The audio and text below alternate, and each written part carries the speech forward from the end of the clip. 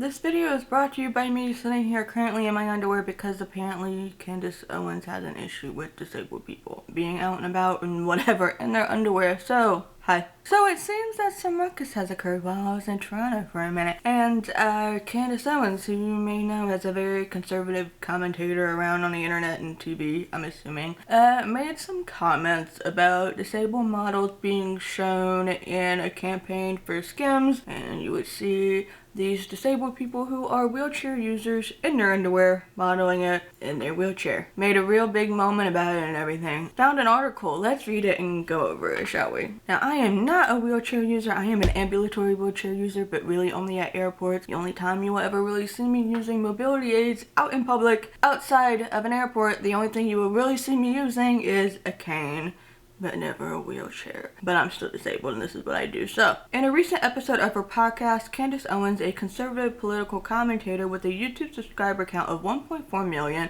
expressed her views on disability representation in fashion campaigns.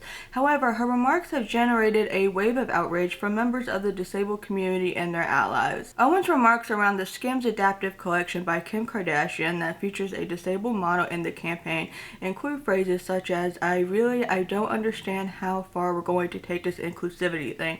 I really don't get it. And if I am wrong, educate me. A model in a wheelchair seems ridiculous. And whose idea was this? Was it your idea? Okay, you're fired. First of all, you know what, Kim Kardashian? I give credit where it's due. Good on you for making an adaptive collection and putting a disabled model in the campaign. Especially since maybe I should probably end up talking about this later. I think Levi is trying to use AI for disabled models, or somebody out there is trying to use auto images for disabled models in their campaigns. Okay. But really, Candace, is this taking it too far? How is it hurting you that a disabled person, a wheelchair user, is a model and is modeling the clothes that are made for this line? How is this any different from a non-disabled person modeling clothes from this brand that aren't even part of this line? And something tells me you're not complaining about that too much, if ever. How is this hurting you? Besides just wanting to complain about something to complain about something. Isn't this the part where conservatives tend to make fun of liberals and Democrats and whatever, and they just say you want to complain about anything and make an outrage out of anything just to do it? Do you see this mirror back here? I would like to hold it to you. Are you not doing the same thing? Why? I don't understand how this hurts you.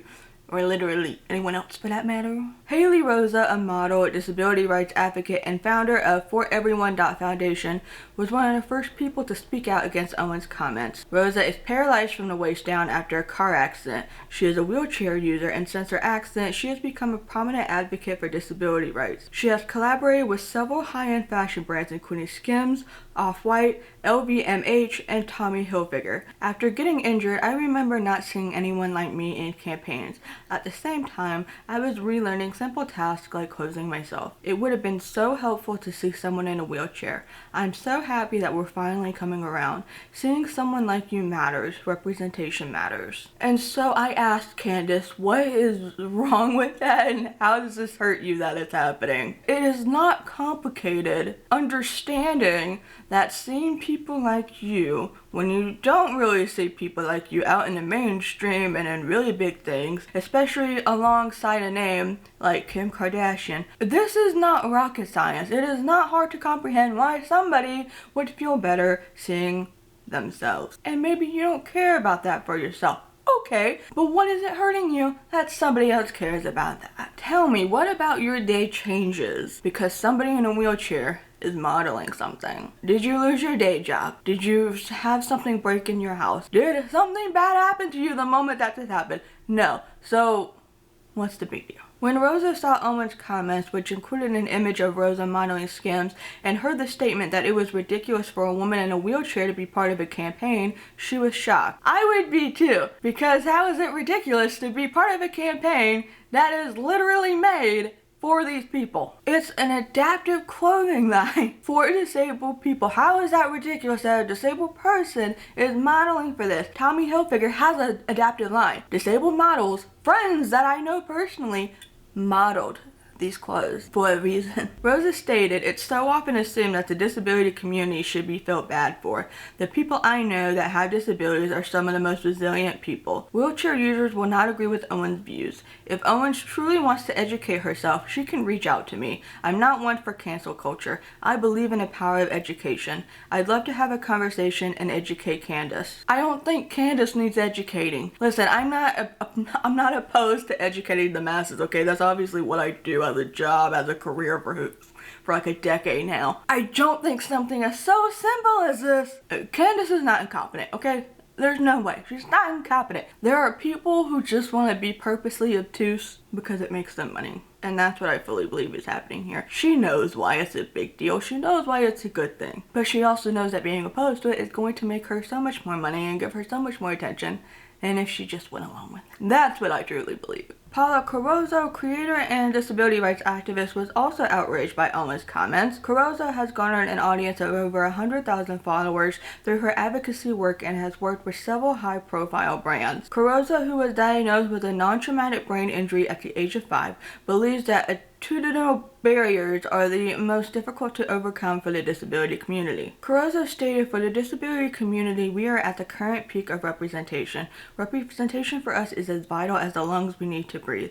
We've worked so hard for such a long time. No bully should be able to show up and make assumptions of what we need and want." And Helia, who is the founder of Slit Chicks, an adaptive underwear company who I have done work for in the past, also made a comment. "As founder of a company with a very clear and decisive mission, I do not stand with any agenda or statement where women attack other women for a soundbite or highlight reel, much less generalize about an entire community. It is hard enough to make it as a female in business, and those who are in a position of power with a large audience should use it to speak on the merit of whatever topic is in question, not to minimize for the sake of doing so or speak without a basic set of knowledge. Personally, I started this company on the floor of my NYC apartment with not a single cent to my name over a decade ago. It is that struggle that has built these products, in tandem with the community who has built with us. That same community which is being called into question has also struggled. Together, that is what has made us stronger. My hope is that we all feel actualized to have produced an original set of clothing, which I hope has made even the smallest of impact on those who are part of the Slit Chicks family. Basic necessities are not dubbed luxuries for the very definition of the word.